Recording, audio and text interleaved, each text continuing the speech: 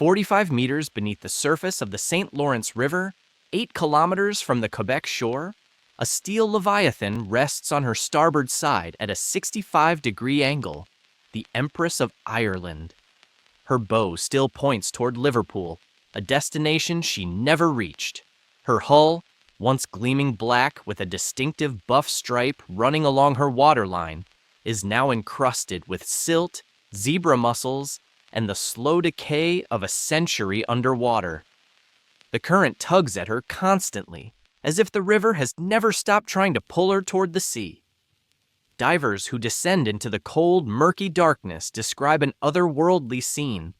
Portholes still intact, their glass frosted by mineral deposits, davits that once held lifeboats reaching upward like skeletal fingers toward a surface they will never see again. Deck railings running at impossible angles across what was once the proud promenade where first-class passengers took their evening constitutionals. Somewhere in the wreckage, beneath collapsed decks and in flooded cabins, the bones of those who never escaped remain interred in their steel tomb.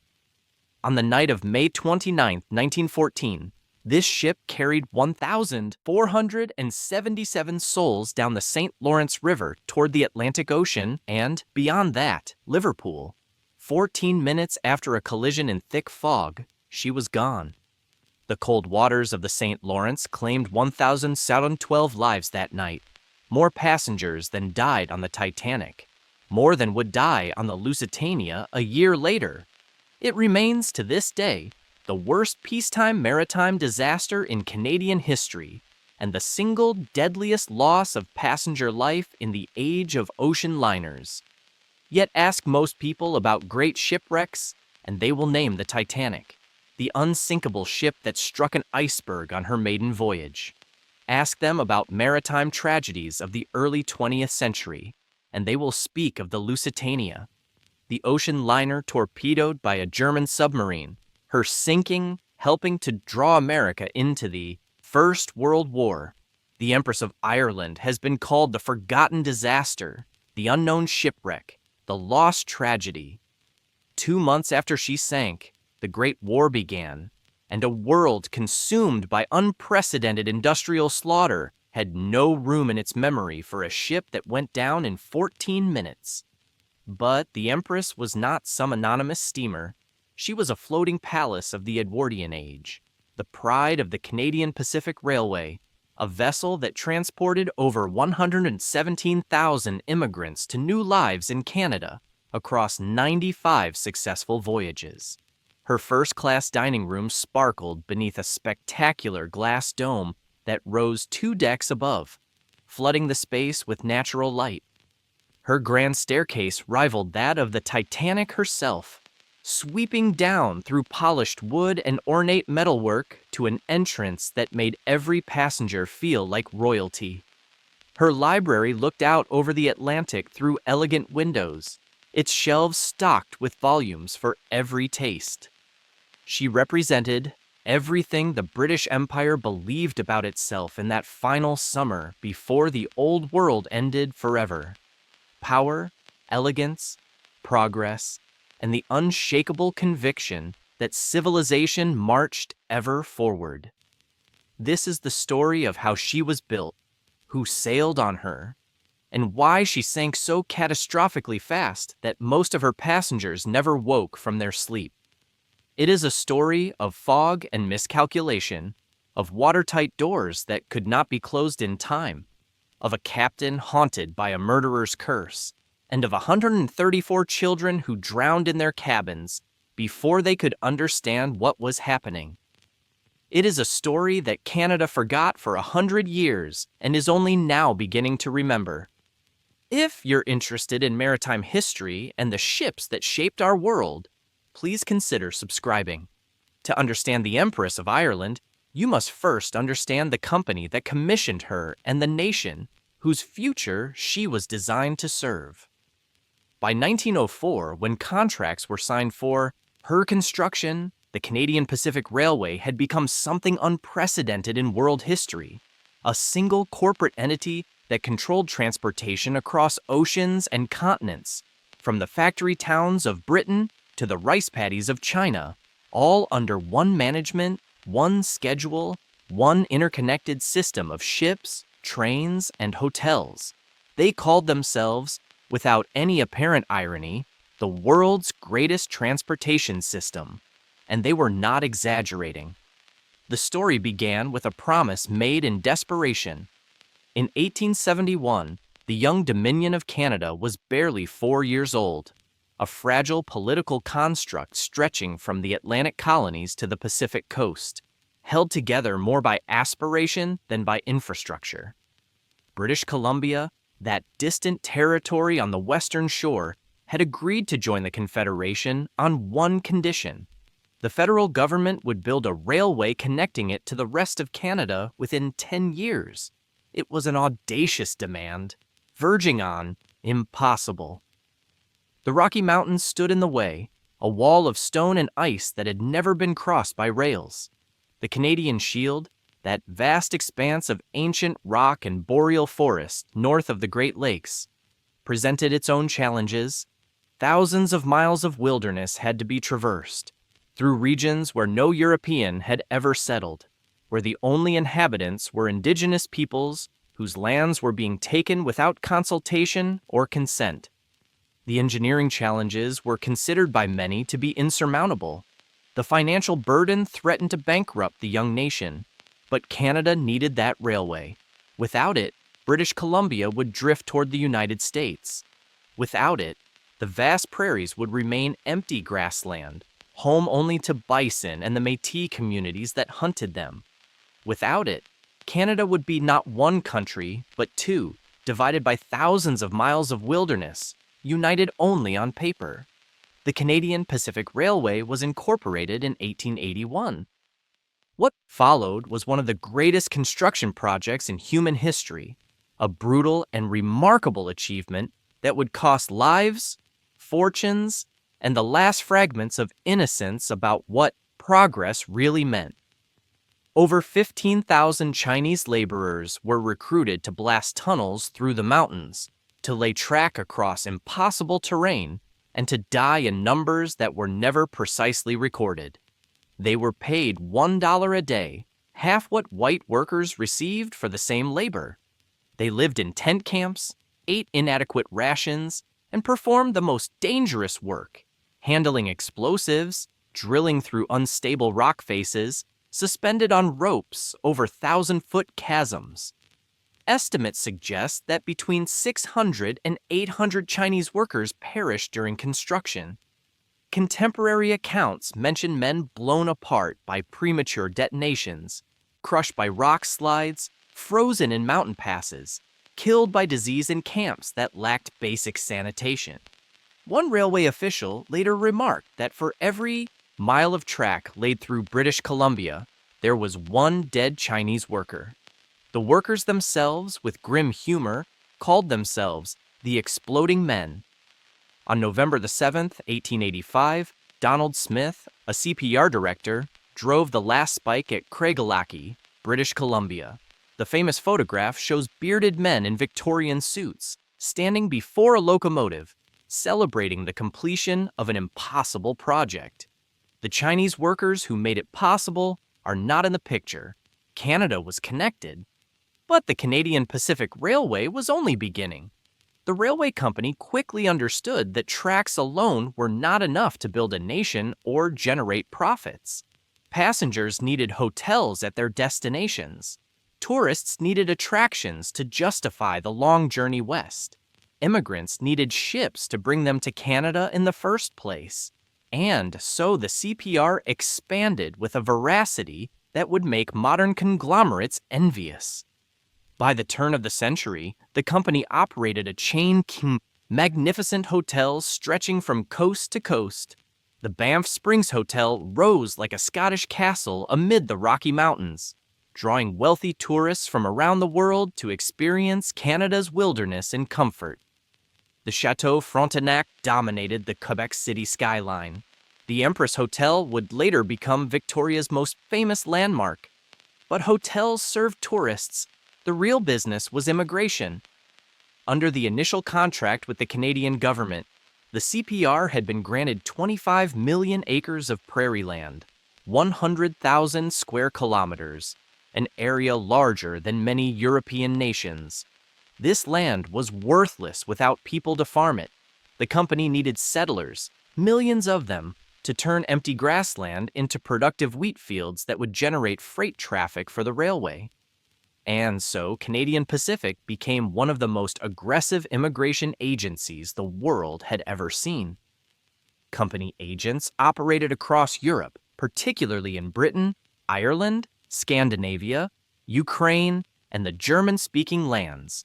They distributed pamphlets in multiple languages, illustrated with images of golden wheat fields stretching to the horizon, of neat frame houses with picket fences, of smiling families enjoying the bounty of Canadian prosperity.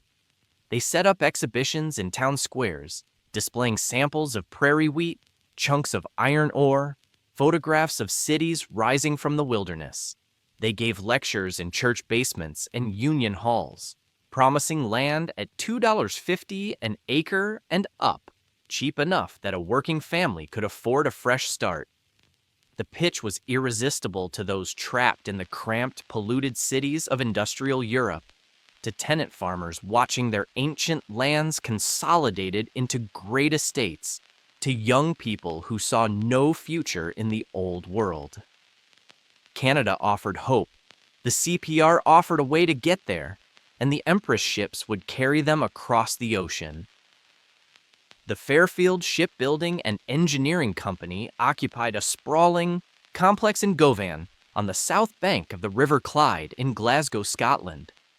By 1904, Fairfield had established itself as one of the premier shipbuilders on Earth, a yard whose launches were chronicled in newspapers around the world, whose vessels set standards for speed, luxury, and engineering excellence.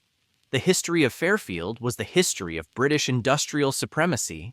Founded as Randolph and Coers in 1834, the company had evolved through partnerships and acquisitions, becoming Fairfield Shipbuilding in 1886. By then, the yard stretched for acres along the Govan waterfront, a landscape of cranes and gantries, slipways and fitting out basins, massive sheds where the internal works of ships were fabricated before installation. The Clyde was, in those years, the center of world shipbuilding. The river that flowed through Glasgow was lined with yards, great and small, producing warships for the Royal Navy, freighters for the merchant fleet, and ocean liners that competed for the Blue Riband, the unofficial prize for the fastest Atlantic crossing.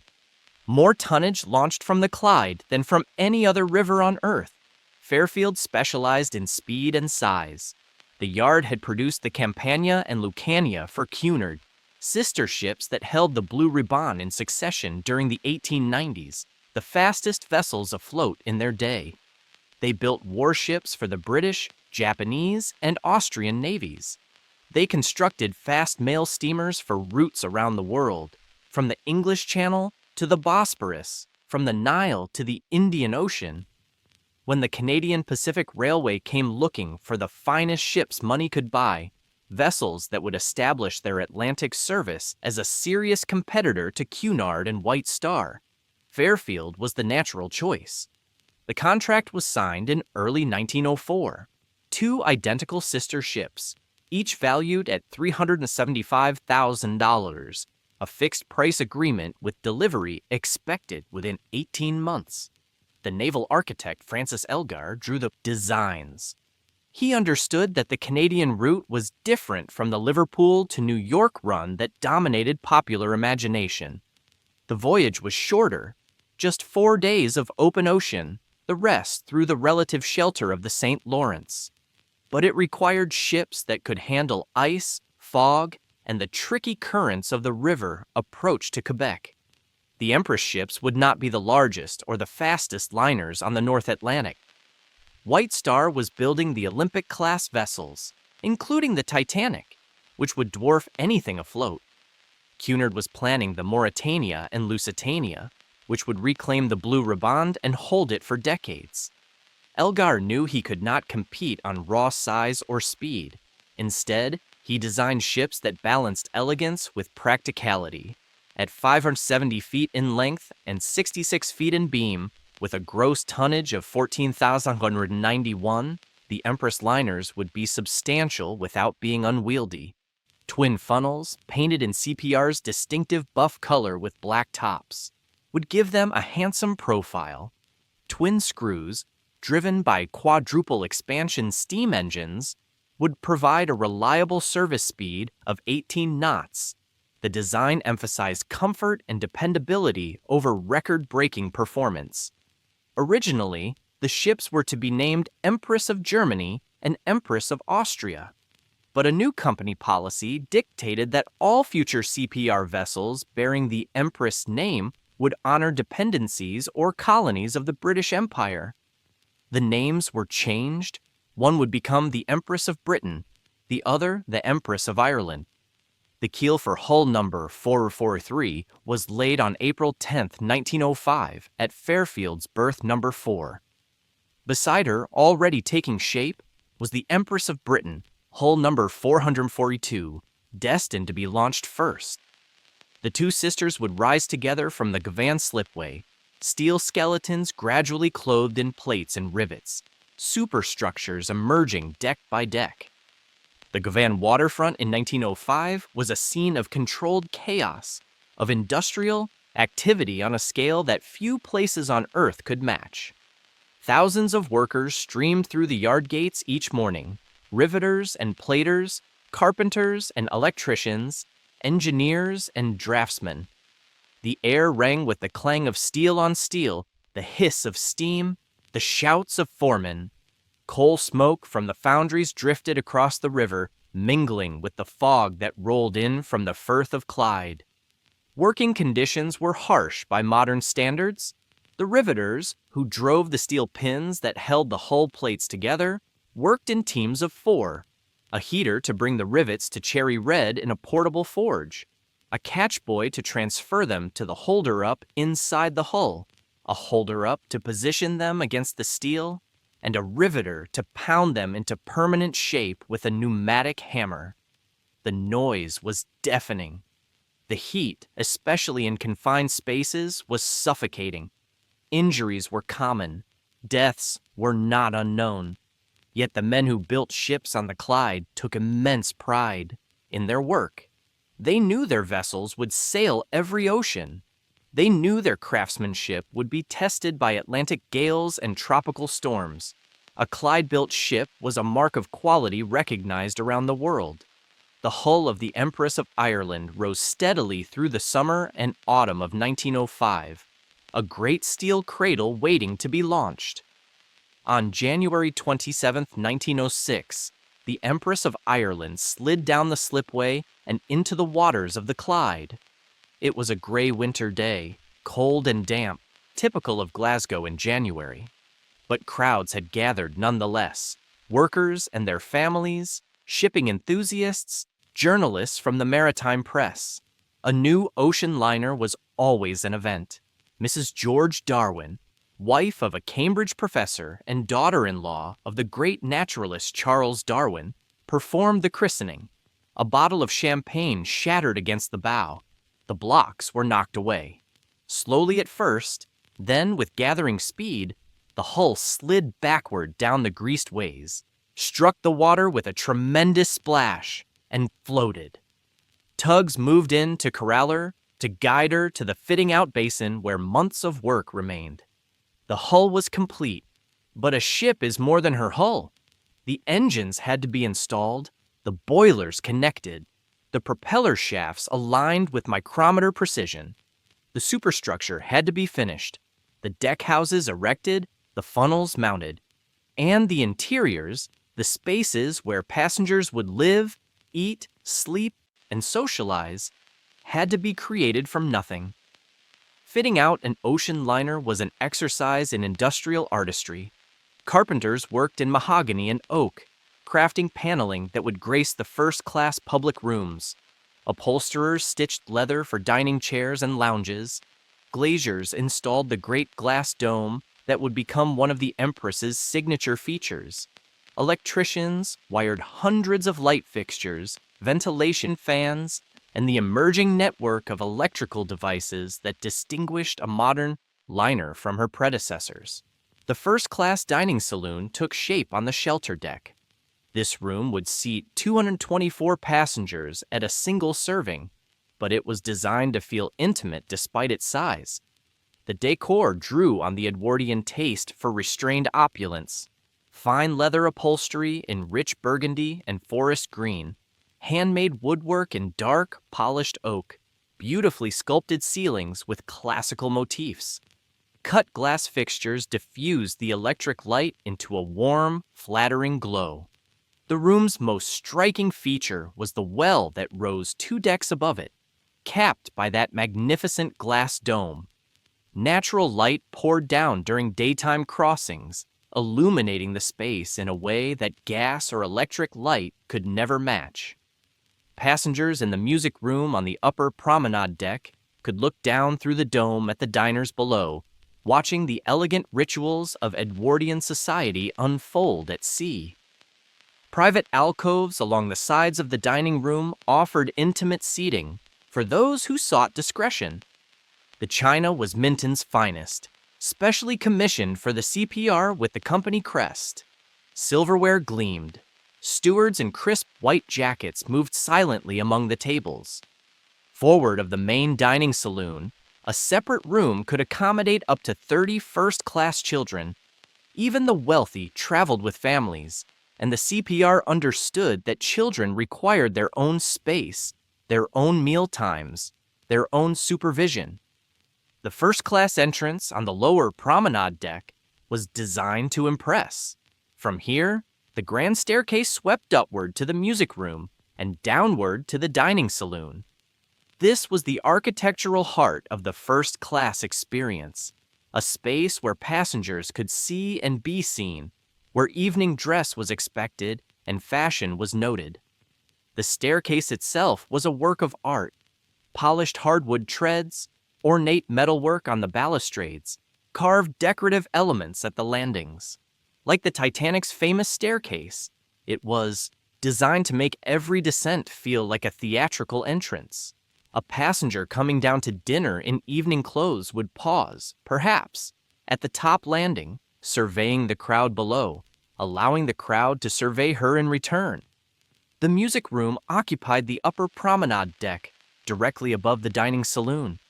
Built-in sofas lined the walls, upholstered in patterns that complemented the carpet.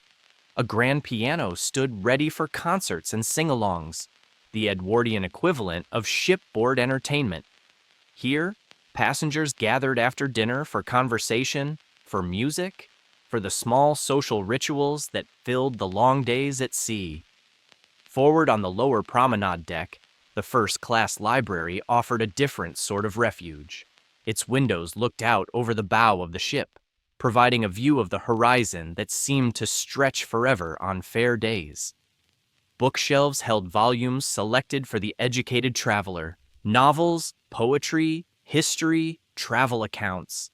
Passengers could sit in leather chairs, watching the sea roll past, escaping into literature. Amidships on the same deck, the first-class cafe provided a lighter alternative to the formal dining room. Passengers could take afternoon tea here or a late-night snack after a concert. The cafe was pierced by the 2-story well above the dining room, visually connecting the social spaces, reminding everyone that they were part of a larger, interconnected community. At the aft end of the lower promenade deck was the first-class smoking room, perhaps the most masculine space on the ship. Dark wood paneling, leather chairs, the faint scent of cigars and brandy. Here, gentlemen retired after dinner to discuss business, to play cards, to escape the social obligations of mixed company. Women were not excluded by rule, but they rarely entered. The smoking room was, by unspoken convention, male territory. The first-class cabins occupied prime real estate amidships on the upper and lower promenade decks, and the shelter deck, the most stable part of the ship, where the motion of the waves was least noticeable. Suites for distinguished passengers included sitting rooms, private bedrooms, and even maids' quarters. The Duchess of Connaught Suite, named for a British royal who had visited Canada, offered spacious accommodations with elegant furnishings, brass fittings, mahogany furniture, comfortable beds with quality linens. But the Empress of Ireland was not built solely for the wealthy. Second class occupied the stern of the ship, on the shelter, upper, and main decks. The accommodations were simpler than first class, naturally, but the CPR understood that second-class passengers, businessmen, professionals, comfortable families who could afford decent travel but not luxury, expected certain standards. The second-class dining saloon could seat 256 passengers at a single serving. The decor was plainer than first class, but the food was equally substantial. Passengers ate at assigned tables served by stewards, their menus offering multiple courses at each meal. A second-class social hall served the same function as the first-class music room, a gathering space for after-dinner conversation, for card games, for the social interactions that made a transatlantic crossing bearable. A piano stood ready for those who wished to entertain or be entertained. The second-class smoke room, like its first-class counterpart, offered a masculine retreat, though smaller and less elaborately finished. Cabins in second class were 2 and 4 berths, simpler than first class but clean and comfortable. Passengers had access to shared bathrooms with actual bathtubs and hot water, a genuine luxury in an era when many homes still lacked indoor plumbing. And then there was third class, and beyond that, what the ship's officers still called steerage. The Empress of Ireland was built during a transitional moment in maritime history. The old steerage of the 19th century, open berths crammed into the lowest decks, minimal privacy, poor ventilation, and conditions that bordered on the inhumane, was giving way to a new model of emigrant accommodation. The new third class on the Empress provided actual cabins, 2, 4, and 6 berths, arranged in sections separated by watertight bulkheads.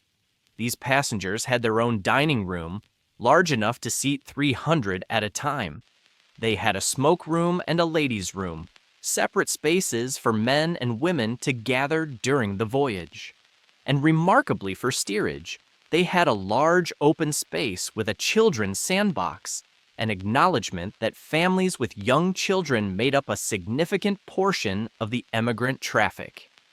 Third-class capacity was 494 passengers when fully booked. The cabins were basic but clean, metal-framed bunks with mattresses, hooks for hanging clothes, shared washing facilities on each deck. But the Empress also retained sections of old steerage, 270 berths arranged in the Ave, traditional pattern of 2-tiered bunks, long wooden tables, benches bolted to the floor.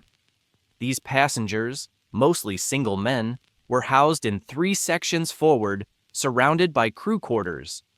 The old steerage was cheaper than third class, appealing to emigrants with minimal funds who cared only about getting across the ocean as cheaply as possible.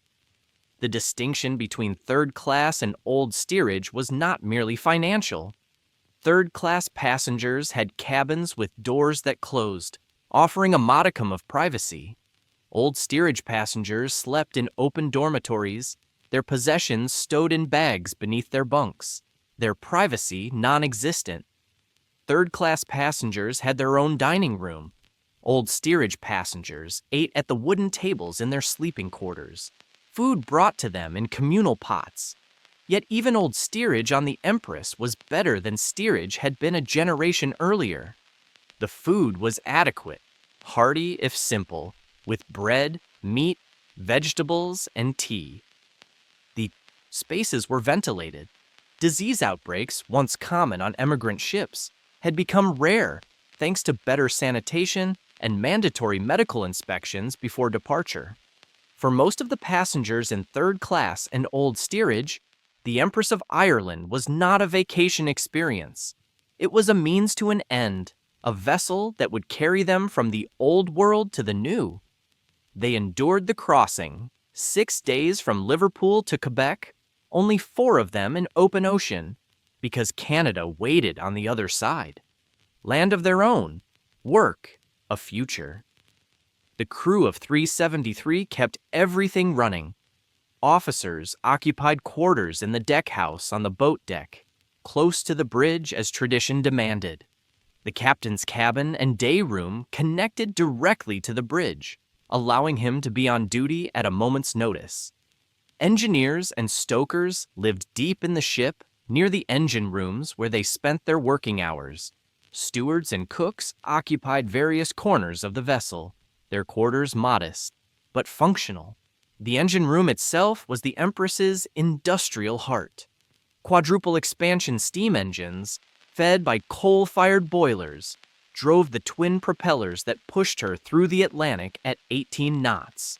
The stokers worked in conditions that would be unimaginable today, shoveling coal in temperatures that exceeded 100 degrees Fahrenheit, breathing air thick with dust and fumes, laboring in 4-hour shifts around the clock.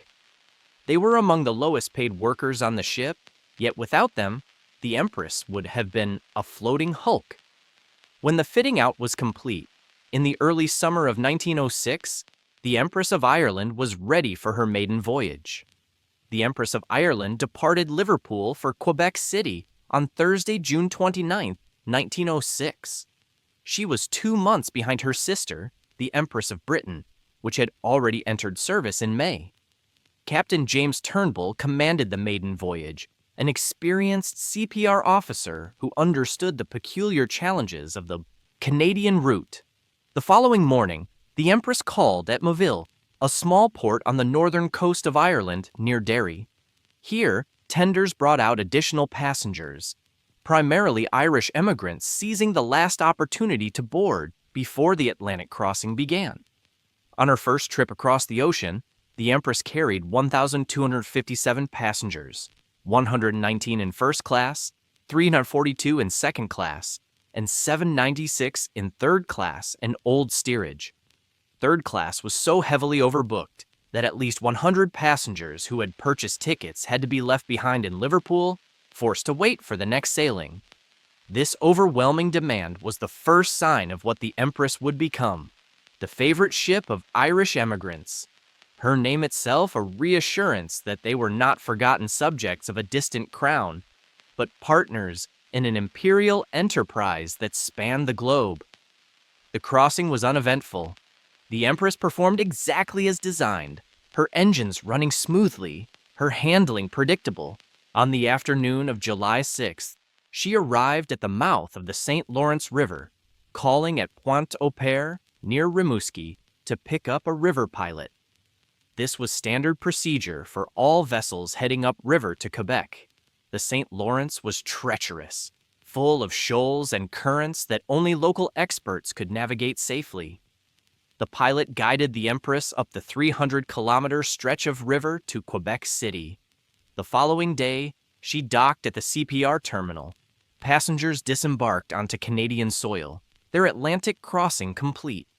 For first-class passengers, the journey might continue to Montreal or Toronto, to business meetings or society events. For emigrants, the real journey was just beginning. They transferred to colonist cars, the basic sleeper carriages the CPR had designed specifically for immigrant families, and began the long rail journey westward.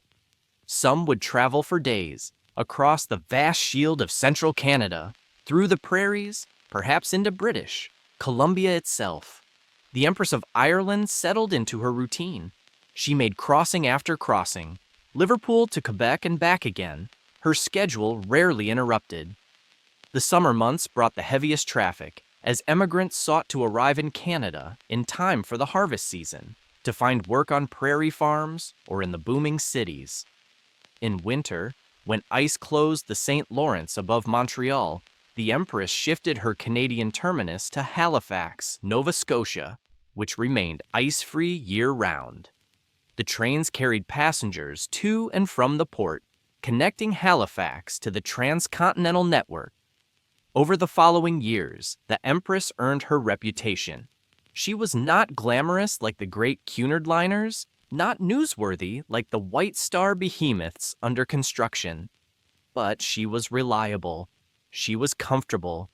Her crew earned a name for professionalism and courtesy. Irish emigrants, in particular, favored her, drawn by her name and by word-of-mouth reports from those who had crossed before. On St. Patrick's Day, the Empress flew an Irish flag from her masthead. Passengers danced and celebrated, filling the ship with laughter and music. For a few hours, the old world seemed less far away, and the new world less frightening. Between June 1906 and May 1914, the Empress of Ireland completed 95 voyages. She transported over 117,000 passengers. She carried the mail that connected Canada to the mother country, bearing the RMS designation, Royal Mail Ship, that entitled her to fly the Royal Mail Pennant. She brought settlers who would farm the prairies, workers who would build the cities, families who would become Canadians. The descendants of those passengers number in the hundreds of thousands today, scattered across Canada, their family histories beginning with a crossing of the Atlantic on the Empress. Her safety record was perfect. 95 voyages without a serious incident. By the spring of 1914, the Empress of Ireland was proven workhorse, a ship that captains trusted and passengers recommended. No one imagined that the 96th voyage would be her last. Captain Henry George Kendall assumed command of the Empress of Ireland on May 1, 1914 at Halifax. He was 40 years old, an experienced mariner who had spent his entire adult life at sea.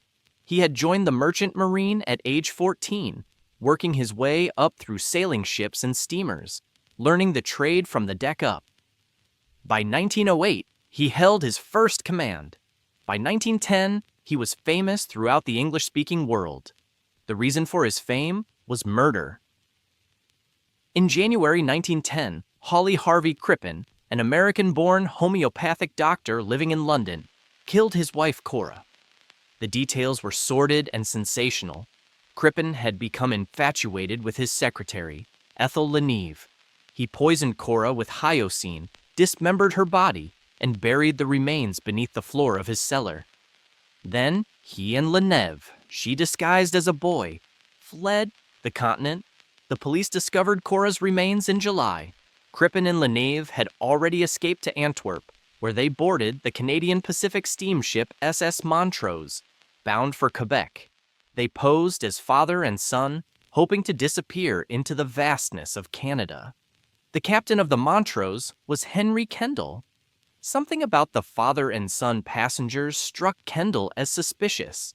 The boy's voice was too high, too feminine. The father had recently shaved a mustache, leaving pale skin where it had been. Kendall had seen photographs of Crippen in newspapers before departure. Something clicked. In a bold and unprecedented move, Kendall used the ship's Marconi wireless telegraph to send a coded message to the CPR office in Liverpool. Have strong suspicion that Crippen London cellar murderer and accomplice are among saloon passengers. Mustache taken off growing beard. Accomplice dressed as boy. Voice manner and build undoubtedly a girl. It was the first time in history that wireless telegraphy was used to capture a criminal. Chief Inspector Walter Dew of Scotland Yard received word of Kendall's message. He raced to Liverpool and boarded the SS Laurentic, a faster ship than the Montrose. He crossed the Atlantic ahead of his quarry, arriving in Canada before the Montrose reached the St. Lawrence. On July 31, 1910, off Father Point, the very place where pilots join inbound vessels, a small boat approached the Montrose. A man in a pilot's uniform climbed the ladder. He approached Crippen on deck. "Good morning, Dr. Crippen. I am Chief Inspector Dew of Scotland Yard. I am arresting you for the murder and mutilation of your wife, Cora Crippen." The arrest was a worldwide sensation. Newspapers ran special editions. Kendall became a celebrity. the observant captain who had caught a murderer through the miracle of modern technology. The story had everything: murder, disguise, flight, pursuit, and capture, all made possible by the invisible waves of Marconi's wireless.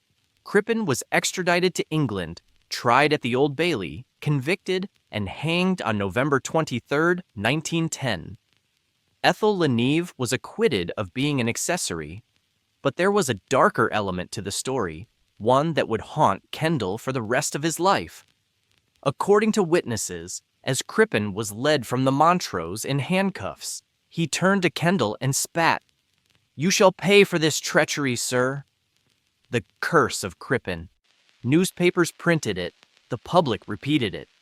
It became part of the legend, a Gothic touch on an already sensational story. After the Crippen affair, Kendall continued his career with Canadian Pacific. He commanded various vessels on the Mediterranean service, earning a reputation for steady competence. In early 1914, he was appointed to the Empress of Ireland, the flagship of the Atlantic service. It was a prestigious command, a recognition of his abilities. The Empress was familiar to Kendall. He had served as her chief officer earlier. In his career, knew her handling characteristics, understood the challenges of the St. Lawrence route. He arrived in Halifax on May 1st to take command, relieving Captain James Murray, who had been appointed harbor master at Quebec. On Thursday, May 28, 1914, the Empress of Ireland departed Quebec City for Liverpool. It was her 96th voyage. She carried 1,057 passengers and 420 crew. Among the passengers were 171 members of the Salvation Army, traveling to London for the 4th International Congress, a global gathering of the faithful. They had come from across Canada to join this pilgrimage. Officers and soldiers who had devoted their lives to evangelical work, to ministry among the poor, to the unending battle against alcohol and despair. Commissioner David Rees, head of the Canadian Salvation Army, led the delegation. Colonel Sidney Maidment served as chief secretary. Bandmaster Edward Hannigan conducted the Canadian staff band, 40 musicians traveling with their instruments. As the Empress cast off from the Quebec City dock, the Salvationists gathered on the aft deck, singing hymns. Their voices carried across the water, a celebration of faith and fellowship. The band played, the congregation sang. It was the last music any of them would ever make. Also aboard were the celebrated British actor Lawrence Irving, son of the legendary Sir Henry Irving, and his wife, actress Mabel Hackney. They were returning from a successful Canadian tour, eager to reunite with their children in England. Lawrence had inherited his father's theatrical gifts. Mabel was a skilled actress in her own right. They were a glamorous couple, famous faces amid the passengers. And there was cargo, silver bullion in the purser's safe, $150,000 worth, destined for Liverpool. Mail for Britain and Europe, thousands of letters and parcels that would never be delivered. The Empress steamed down the St. Lawrence as evening fell. The weather was calm, the sky clear. Over Pointe-au-Père, near Rimouski, the river pilot who had guided the ship from Quebec disembarked, his job complete. A small boat collected Canadian-bound mail and deposited returning workers who had helped prepare the ship for departure. Captain Kendall was on the bridge. The ship was now in his hands alone. At 1:38 in the morning of Friday, May 29th, lookouts spotted the masthead lights of another vessel ahead, roughly 6 miles distant, coming upriver from the Atlantic. This was routine. The St. Lawrence was a busy shipping lane, and vessels passed each other regularly. Kendall observed the approaching ship through his binoculars. Her lights suggested she was a freighter of some kind, steaming upriver, probably toward Montreal. He altered the Empress's course slightly, intending to pass the oncoming vessel starboard to starboard, giving plenty of room. The two ships closed the distance steadily, and then, without warning, a fog bank rolled out from the shore. The fog came from the land, a thick white curtain that descended with terrifying speed. It was not unusual on the St. Lawrence at this time of year. The warm air of late spring meeting the ice-cold waters of the river produced sudden, dense fog banks that could reduce visibility to nothing in seconds. Experienced mariners knew to expect it, but knowing to expect something and being prepared when it happened were different things. In moments, the lights of the approaching ship vanished. Where there had been visible navigation lights, red and green, indicating her heading, there was now only white, impenetrable murk. Captain Kendall did what the rules of seamanship required. He ordered the engines to full astern, slowing the Empress dramatically. Then he ordered stop. The great ship coasted to a halt, dead in the water. He gave 3 blasts on the whistle, the signal for reversing, followed by 2 more blasts, the signal for stopped. In fog, the safest course was often to stop and listen. Sound carried across water in ways that might reveal another vessel's position.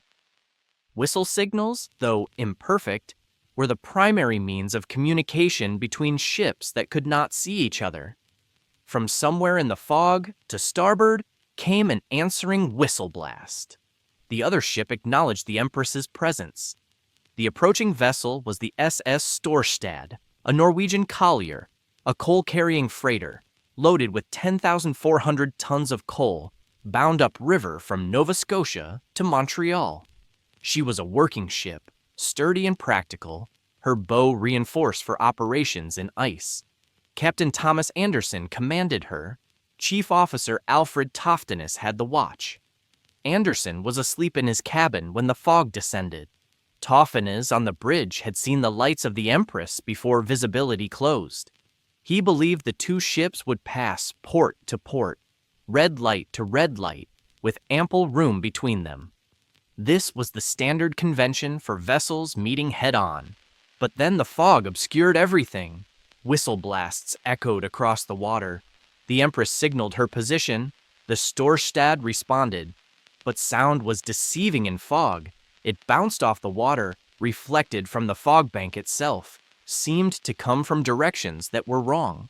Toffens thought the Empress was in one position. Kendall thought the Storstad was in another. Toffens woke Captain Anderson. By the time Anderson reached the bridge, the situation had deteriorated. The lights of the Empress were no longer visible, but the whistle blast seemed closer than expected. Had the ships drifted toward each other? Had one of them changed course? What happened next is still debated more than a century later. Both captains maintained until their dying days that they were not at fault. The subsequent inquiry reached one conclusion. The Norwegian investigation reached the opposite. The truth is probably that both ships made errors that individually would have been harmless, but that, combined with the fog and each other's actions, produced catastrophe. At approximately 1:55 in the morning, the masthead lights and navigation lights of the Storstad emerged from the fog, terrifyingly close, perhaps 100 feet away, perhaps less. Her bow aimed directly at the Empress's starboard side, between the 2 funnels. Captain Kendall grabbed his megaphone and screamed across the gap, "Go full astern! Full astern!"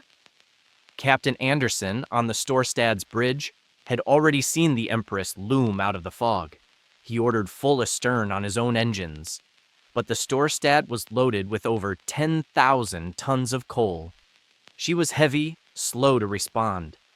The reinforced ice-breaking bow of the Storstad struck the Empress of Ireland amidships, on the starboard side, penetrating between the funnels, directly into the ship's vitals. The bow carved through steel plates, through bulkheads, into the aft boiler room. The gash was 14 feet wide at the waterline, 25 feet deep into the hull. For a moment that seemed to last forever, the 2 ships remained locked together, the Storstad's bow embedded in the Empress's side. Captain Kendall screamed into his megaphone, "Go full ahead! Keep driving forward!" It was a desperate gamble. If the Storstad's bow stayed in the wound, It might act as a plug, slowing the flooding long enough to reach shallow water. If Kendall could beach the Empress, run her aground on the nearby shore, lives might be saved. The water was not deep here. The ship might settle on the bottom with her upper deck still above the surface. But Captain Anderson had already ordered full astern before the collision. His engines were reversing. Slowly, terribly, the Storstad backed away from the Empress, her bow pulling free like a blade withdrawn from a wound. And through the gash, the St. Lawrence River poured in. The rate of flooding was almost incomprehensible. Later, estimates suggested 60,000 gallons per second, 227,000 liters per second, rushing through a hole the size of a small house. The forward boiler room flooded in seconds. The aft boiler room, directly struck, was underwater almost immediately. The Empress of Ireland began to die. Below decks, in the darkness, most passengers were asleep. The collision, though violent, had not been loud enough to wake everyone. Those in first class, higher in the ship and closer to the point of impact, felt the shock clearly. Those in third class and steerage, lower and forward, often slept through the initial impact. They woke to water. The ship began to list to starboard almost immediately, tilting toward the wound in her side. The angle increased with horrible speed. 5 degrees, 10 degrees, 15 degrees. Passengers who woke found their cabins tilting, water already seeping under doors and through portholes. The portholes. It was a warm night, and the previous day had been pleasant. Many passengers, especially in the upper cabins, had left their portholes, open for ventilation. As the ship listed to starboard, these open portholes dipped below the waterline, one by one, admitting the river. The flooding accelerated. The corridors, normally easy to navigate, became death traps. Floors tilted until they became walls. Stairways tilted until climbing them became climbing ladders, then climbing overhangs. In the darkness, passengers groped for handholds that weren't there, fell down passages that had become shafts, tumbled into water that was rising faster than anyone could have imagined. The watertight doors were supposed to seal the flooding, to contain it in damaged compartments while the rest of the ship remained dry. But unlike the Titanic, where watertight doors could be closed from the bridge with a single switch, the Empress of Ireland's doors had to be closed manually. Crew members had to physically turn wheels, crank handles, force heavy steel barriers into place. There was no time. Chief Officer Richard Mansfield Steed, who had served on the Empress since her maiden voyage, was below, trying to organize the closure of watertight doors. Water was already waist-deep in some compartments. The doors could not be closed against the pressure. Even when partially closed, they could not seal against water pouring through at such volume. 5 or 6 minutes after the collision, the electrical system failed. The generators, flooded or disabled by the list, stopped producing power. Every light on the Empress of Ireland went out simultaneously. The ship plunged into total darkness. Imagine it. You are a passenger in a third-class cabin, awakened by a crash you don't understand. Your cabin is tilted at a sickening angle. Water is coming under the door. You can hear screaming in the corridor. You fumble for the light switch, and nothing happens. You cannot see your hand in front of your face. You try to open your cabin door, but it won't move. The frame has twisted from the list, jamming it shut. Or perhaps you get the door open, and water pours in, rising around your ankles, your knees, your waist. You can hear children crying somewhere. You cannot find them. You try to climb toward the deck, but the stairs are at impossible angles, and the water is rising faster than you can climb, and you cannot see anything at all. The corridors filled with screaming, with prayers, with the sounds of parents calling for children and children calling for parents. And then, for many, The corridors filled with water, and the screaming stopped. On deck, the situation was scarcely better. The list to starboard had become so severe that the port lifeboats could not be launched. They hung from their davits at impossible angles. Even if they could be swung out, they would crash into the hull rather than dropping into the water. Some passengers tried anyway, and the boats did exactly that, spilling their occupants into the river or crushing them against the steel plates. Of the starboard lifeboats, only 5 or 6 were successfully lowered. A 7th capsized during launching, dumping its passengers into the freezing water. In 14 minutes, there was no time to launch all the boats, no time to organize passengers, no time to do anything except react. Captain Kendall remained on the bridge until the bridge itself went under. The ship lurched onto her side so violently that he was thrown from his feet, flung from the wing of the bridge into the water, pulled down by the suction of the sinking vessel. He fought his way back to the surface, clinging to floating wreckage, a wooden grate perhaps, or a deck chair, until crew members in a nearby lifeboat rowed over and pulled him in. Immediately, Kendall took command of the small boat. He ordered the crew to row toward the lights of the Storstad, visible through the fog, dropping off survivors and returning for more. He made 3 trips before exhaustion stopped him. 10 minutes after the collision, the Empress of Ireland rolled completely onto her starboard side. She lay in the water like a dying whale, her port side exposed to the air, her funnels parallel to the river surface. Hundreds of passengers and crew scrambled out of portholes, deck openings, any aperture they could find, clawing their way onto the exposed hull. For a minute or two, the ship seemed to stabilize, as if she had settled on the bottom. Then she slid under. At 2:10 in the morning, approximately 14 minutes after the Storstad struck her, the Empress of Ireland disappeared beneath the surface of the St. Lawrence River. Her bow rose briefly, a final gesture to the sky, then slipped beneath the waves. Where moments before a great ocean liner had floated, there was now only debris, wreckage, and 1,477 people in water whose temperature was barely above freezing. The screaming could be heard for miles. The Storstad, though damaged, remained afloat. Her reinforced bow had absorbed the impact. Her forward compartments were flooded, but her buoyancy held. Captain Anderson, whatever his responsibility for the collision, did not hesitate to respond to the disaster he had created. He ordered all lifeboats launched. His crew rowed toward the screaming, toward the debris field, toward the hundreds of people thrashing in the dark water.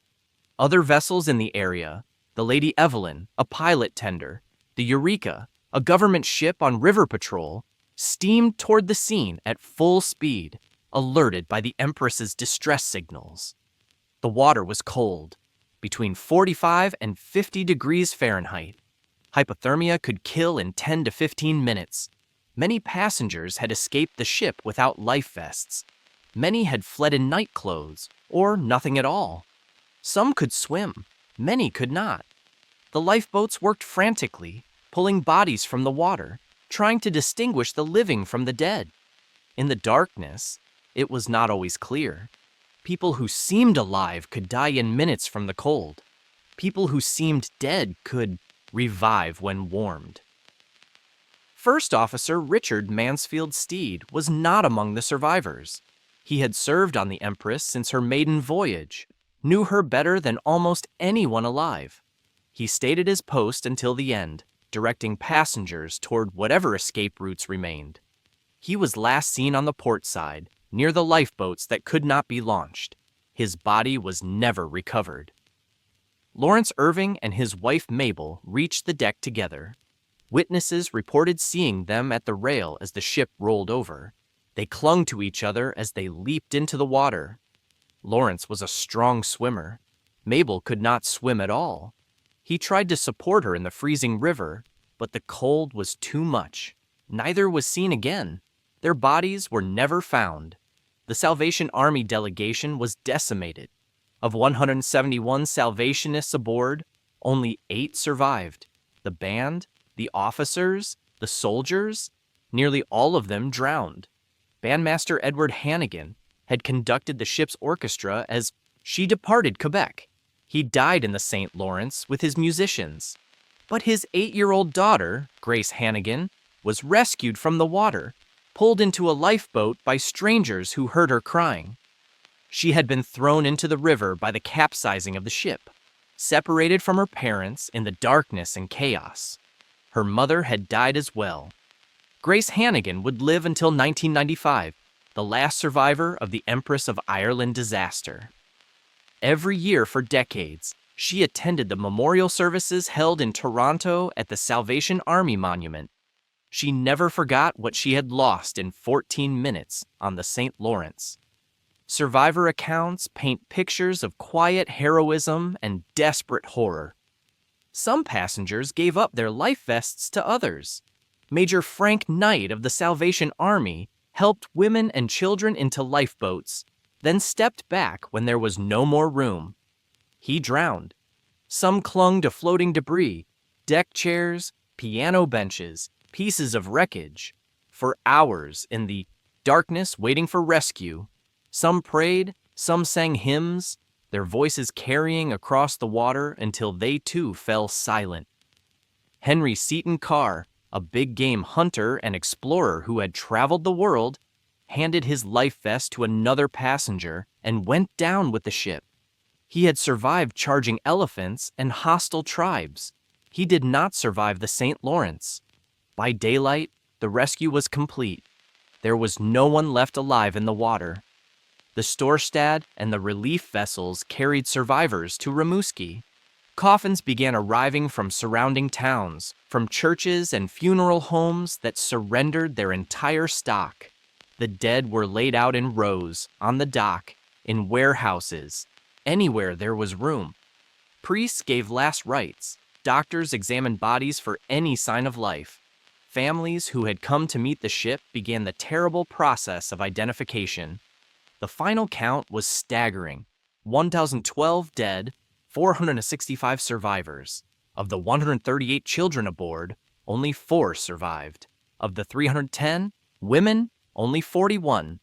Of the 609 men, only 172. Of the 420 crew, 248 survived. Their familiarity with the ship and their positions near escape routes giving them a chance that passengers lacked. The Empress of Ireland still holds the record for the most passengers killed in a single peacetime maritime disaster in history.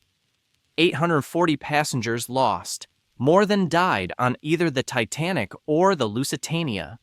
The Commission of Inquiry convened in Quebec City on June 16, 1914.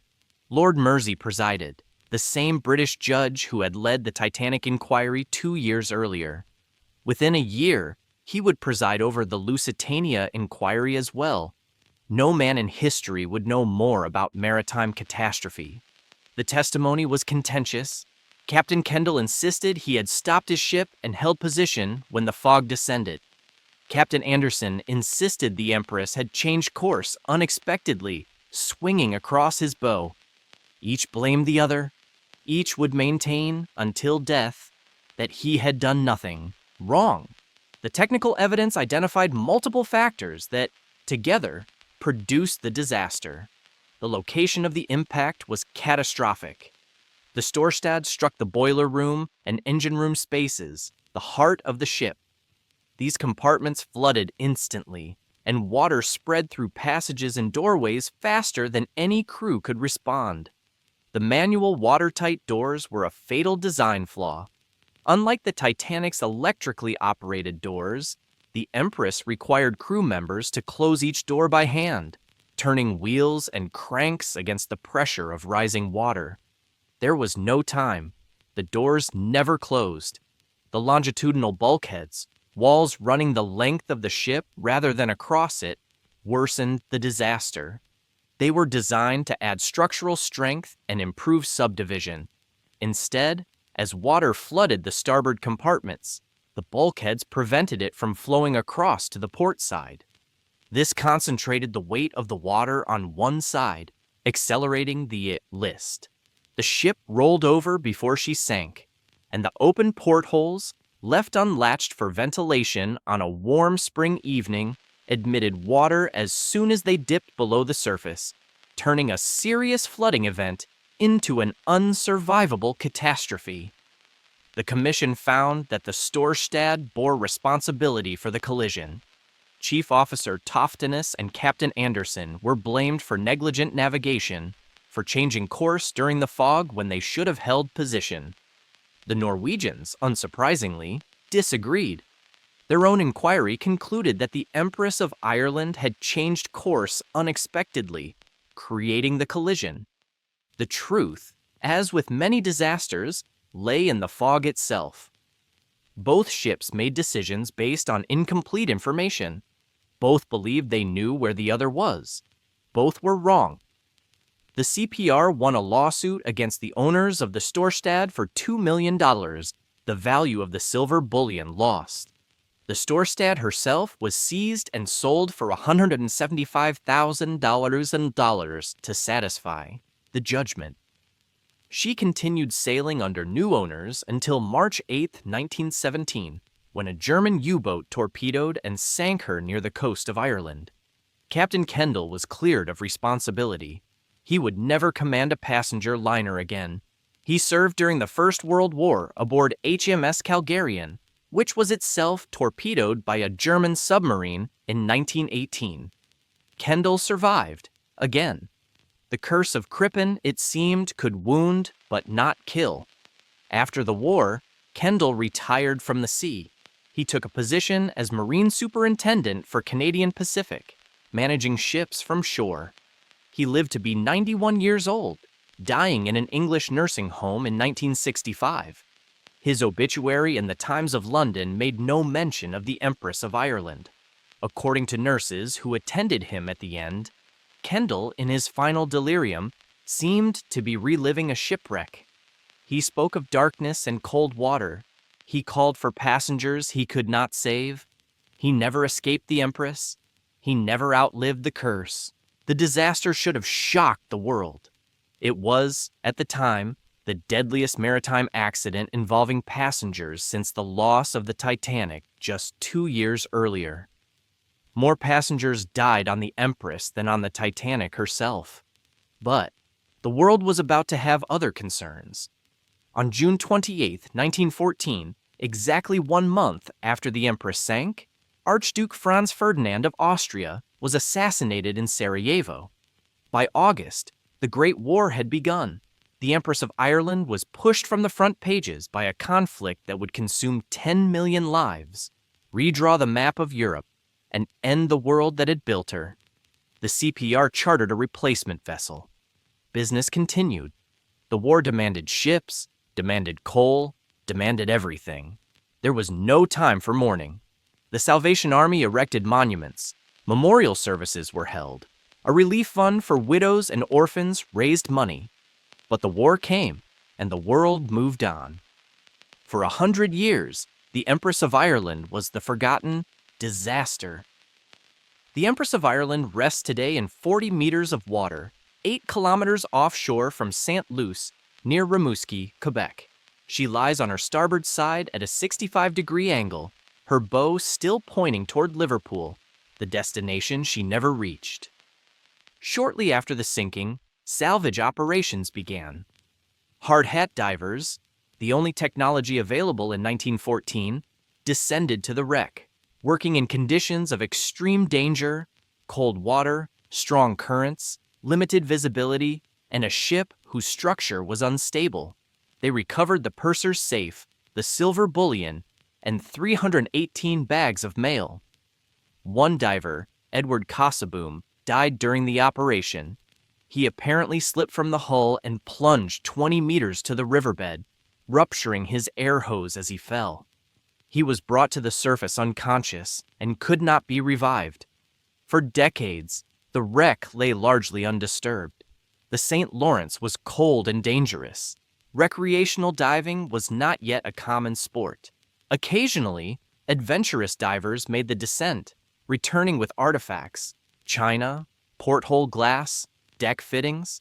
Some returned with human bones, which was disturbing to families of victims and to anyone who understood that the wreck was, in essence, a mass grave. In 1964, a major expedition mapped the wreck and recovered the ship's binnacle, the compass housing from the bridge.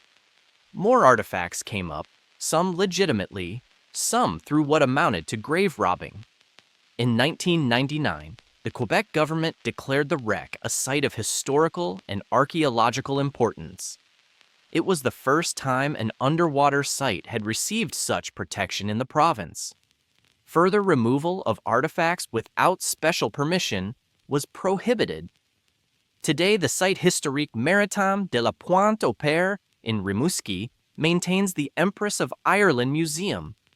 Founded in 1980 by divers passionate about the ship's history, the museum displays over 200 artifacts, photographs, and personal testimonies. An immersive audiovisual presentation recreates the experience of being aboard the Empress in the hours before her sinking. The museum acquired its collection gradually, often through dramatic means. As recently as 2024, a Marconi wireless telegraph machine, recovered from the wreck in the 1970s and kept in private hands for 50 years, was finally donated. Maritime historian David St. Pierre tracked down the diver who had originally recovered it, Ronald Stepani, through months of Facebook messages, phone calls, and physical letters. In 2023, divers discovered the compass platform that once stood on one of the highest points of the ship, lying on the riverbed where it had been accidentally dropped decades earlier. The discovery sparked renewed interest in the wreck, a reminder that the Empress still has secrets to yield. In 2009, the Canadian government designated the wreck of the Empress of Ireland as a National Historic Site. It was official recognition of what many had long understood. This was not merely a shipwreck, but a piece of Canadian history, a physical monument to the age of mass migration, to the building of a nation, and to a disaster that shaped countless lives. The Canadian Museum of History in Ottawa holds its own collection, including navigational instruments, personal items, jewelry, a silver pocket watch stopped at the moment of sinking, and the ship's 200-kilogram fog bell. Curator John Willis called the collection the single most important 20th century acquisition we've made to date. Among the artifacts are items belonging to Florence Barber, an 8-year-old passenger who lost her mother and sister in the wreck. Her handwritten memoir and studio portraits of her family survive. Florence was pulled from the water by her uncle, Robert Crellin. She had already lost her father in a mining accident. After the Empress, she was an orphan. Divers still visit the wreck, though it is considered one of the most challenging sites in North America.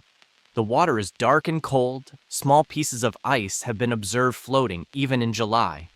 Currents are strong, visibility often limited to a few feet.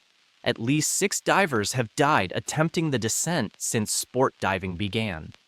The wreck itself deteriorates slowly. The steel hull corrodes. The upper decks have collapsed. The glass dome above the first-class dining room is long gone, but the basic structure remains recognizable. Divers have reported seeing intact portholes, deck railings, the davits that once held lifeboats. The first-class dining room, tilted 90 degrees, still exists beneath the silt, and somewhere in that wreckage, in the third-class cabins and steerage sections, lie the remains of passengers who never escaped. Hundreds of bodies were never recovered. They remain where they fell, or where the cold water carried them, interred in the wreck of the ship that was supposed to carry them to new lives. Stand on the shore at Pointe-aux-Pères and look out at the St. Lawrence. The water stretches toward the horizon, nearly 50 kilometers wide at this point, vast as an inland sea. The lighthouse still stands, second tallest in Canada, its beam sweeping across the water that claimed the Empress. The current flows toward the Atlantic, as it has for millennia, indifferent to the ships that have crossed it and the ships that lie beneath. Somewhere out there, invisible beneath the surface, rests a ship that carried over 117,000 people to new lives in Canada. The Empress of Ireland was more than a vessel. She was a symbol of an age, of an empire, of a migration that transformed a nation. Between 1901 and 1921, 3 million immigrants arrived in Canada. The majority passed through the St. Lawrence route that the Empress served. They came from Britain, Ireland, Scandinavia, Eastern Europe. They settled the prairies, built the cities, laid the foundations of the Canada that exists today. The CPR promised them a package: ship, train, land. The Empress delivered them to Quebec. The colonist cars carried them westward.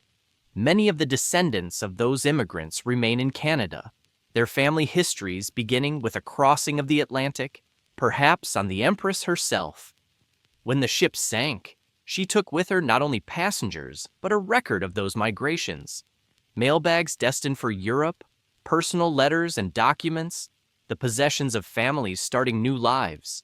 The disaster severed connections, orphaned children, widowed spouses, destroyed families that had risked everything on the promise of a new world. The Salvation Army lost 167 members that night.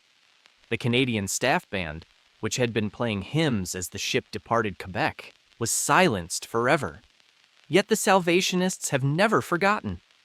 Every year, on the anniversary of the sinking, a memorial service is held at Mount Pleasant Cemetery in Toronto, where the inscription reads, "In sacred memory of 167, officers and soldiers of the Salvation Army promoted to glory from the Empress of Ireland at daybreak, Friday, May 29th, 1914.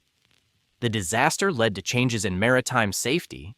Longitudinal bulkheads were modified and eventually discontinued. Ship bows were redesigned. Regulations on watertight doors were strengthened. The lessons of the Empress were incorporated into the Solis Conventions, safety of life at sea, that still govern ship construction today. But the lessons were quickly overshadowed by greater horrors. A year after the Empress sank, the Lusitania went down with 1,198 dead, torpedoed by a German submarine. The war that followed killed millions. The age of the great ocean liners continued for another half-century, but the world that had built the Empress, the confident, expanding imperial world of 1906, was gone forever. If the Titanic symbolizes the hubris of the Edwardian age, its belief in unsinkable technology and inevitable progress, the Empress of Ireland symbolizes something more human. She represents the fragility of ordinary lives, the speed with which everything can end, the cold indifference of the natural world to human ambition. 14 minutes, that was all it took. 14 minutes from the moment of impact to the moment the bow slipped beneath the surface. Passengers who went to sleep in comfortable cabins never woke. Children who had been dreaming of Canada drowned before they could cry out. 1,000 stories ended in the dark water of the St. Lawrence. Today, the Empress of Ireland waits. She will never complete her voyage to Liverpool. She will never see her passengers disembark on English shores. She rests in the cold, dark current, slowly surrendering to corrosion and time. But she is not forgotten, not anymore.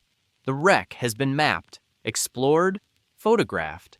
Artifacts have been recovered, preserved, displayed. Historians have traced the stories of passengers and crew, connecting descendants with their ancestors' final hours.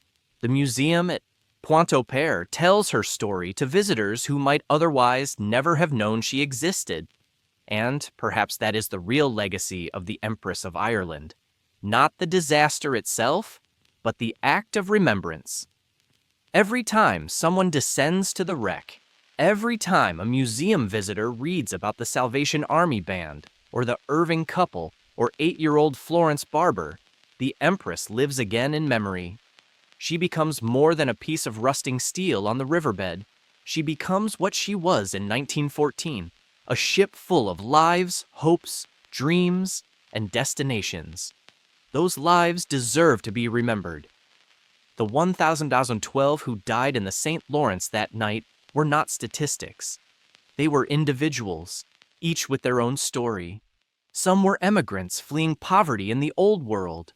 Some were business travelers returning from meetings. Some were actors coming home from a tour. Some were Salvationists on a pilgrimage. All of them trusted the Empress of Ireland to carry them safely across the water. All of them believed they would see the dawn. The fog came, and 14 minutes later, they were gone. The waves still roll onto the shore at Pointe-au-Père. The lighthouse beam still sweeps across the water. The St. Lawrence still flows toward the sea, as it has for 10,000 years, patient and cold. On quiet nights, if you stand at the water's edge, you hear only the river, the whisper of the current, the cry of gulls, the distant horn of a freighter bound for Montreal. Somewhere, 45 meters down, in darkness that never lifts, the Empress of Ireland keeps her silence. She holds her dead. She guards her secrets. She is Canada's Titanic. She is the forgotten Empress. She is a monument to everything that was lost in 14 terrible minutes on a May morning in 1914. And she will never reach Liverpool.